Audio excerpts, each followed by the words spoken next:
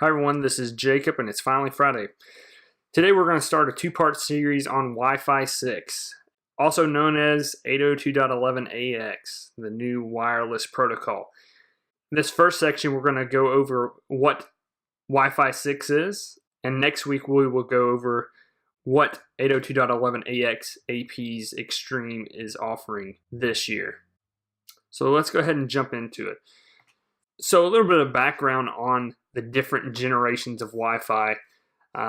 They just changed the labeling of Wi-Fi to make it easier, going back to the third generation being .11a and G, the fourth being N, the fifth being AC, and Wi-Fi 6 is .11ax. If you look at this graph, you can see back in 2013, we had Wave 1 chipsets out. Wave 2 chipsets didn't come out until 2015. And now we have AX chipsets coming out that have been out for a little while, some in 2018, and more are being released now. On the bottom, you can see the different timelines for the client chipsets. iPhones came out Wave 1 in 2013, but that was only a one-stream client. Their two-stream clients didn't come out until 14. In 2015, we got our first multi-user MIMO client. 2016, you had a two-stream multi-user MIMO client. And at the end of 2019, we will begin to start seeing AX clients coming out, really ramping up in 2020. So what Wi-Fi 6 is trying to accomplish is to help with the exponential growth of IoT devices and also the growth of high performance devices as well. So what is .11ax? It is the next generation PHY, or physical layer, which focuses on protocol efficiency. And the real goal and the main feature of 802.11ax is actually going to be dividing the 20 megahertz channels to create more capacity in the network. And we'll get into it in a second about how we're going to do that. Like I said, the story behind 802.11ax is efficiency. That is going to be the main thing. In AC, we could either run our channels at 20, 40, or 80 megahertz wide, and that's really hogging up a lot of the road, even at 20. So what we're attacking now is, let's divide that highway up into even more lanes and allow more traffic to flow through. And in AX, we are now going to be allowed to transmit at 2, 4, 8, 20, 40, or 80s dynamically.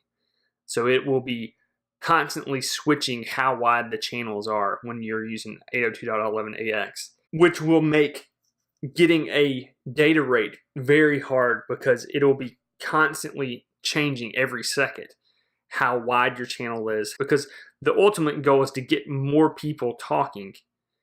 So having more cars on the road, then making the cars move faster, solving some of the bottleneck issues of wireless. So what are the key features of the 802.11ax protocol? The first thing is you're going to have OFDMA, and what this stems from is actually the cellular network environment. We are copying what they've been doing for a long time, and this is going to allow us to divide those 20 megahertz wide channels into 9 simultaneous down or up links. So with 9 transmissions going on at the same time, we are being more efficient with our channel spacings than with 20 megahertz wide channels. So we're taking that same argument we make over and over again about 20s instead of 40s or 80s, and we are going even further into that direction and going to smaller channels. The next key feature is we now have even greater QAM values. So QAM values are correlated to data rates. The higher QAM that you are talking at, the higher your data rate will be. Right now we're at 256 QAM with AC, and AX you're going to be at 1024 QAM. And you may be thinking, if you have looked at data rates at all, we don't ever hit the 256 QAM. But something to keep in mind, the reason why we are adding QAM values is because every time you half the channel size, the noise floor goes down by 3 dB. So we're able to talk at a higher data rate because the noise floor is going to be so low on each one of these very small channels. Another feature is target wait time, or TWT, and this is actually 802.11AH that's being added into the AX rollout. And target wait time is going to be all about power savings. It's going to be great for those devices that don't transmit very often, because it's going to really save on their battery life. Once again, we get multi-user MIMO in 802.11ax, but with Wave 2, we're actually going to get uplink multi-user MIMO as well. This is a feature that you will hear touted a lot, that everybody will want to talk about, but it is going to be a feature that will never be used. If you have any questions, you can look up my multi-user MIMO video series and see that multi-user MIMO, even in the downlink direction, is a terrible idea. When you add uplink, it's just going to add so much overhead that it'll never really bring much to the table. Once again, we have transmit beamforming.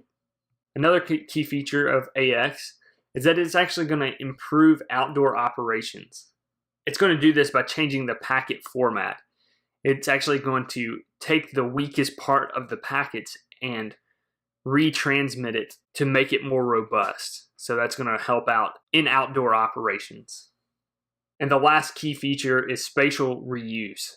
So where normally you would be trampling over each other and we'd have to retransmit because of collisions, you're now going to have devices that can transmit over top of each other where they used to not be able to. Now, the signal to noise ratio has to be high enough in order to be able to do that. However, that threshold has been lowered with spatial reuse. Spatial reuse is also coming in Wave 2 of AX. So that's a quick overview of the 802.11ax PHY. Please reach out to me if you have any questions. I'd love to help you out in any way that I can. I hope you have a great Friday, and I'll see you next time when we talk about what Extreme is offering in the 802.11ax lineup.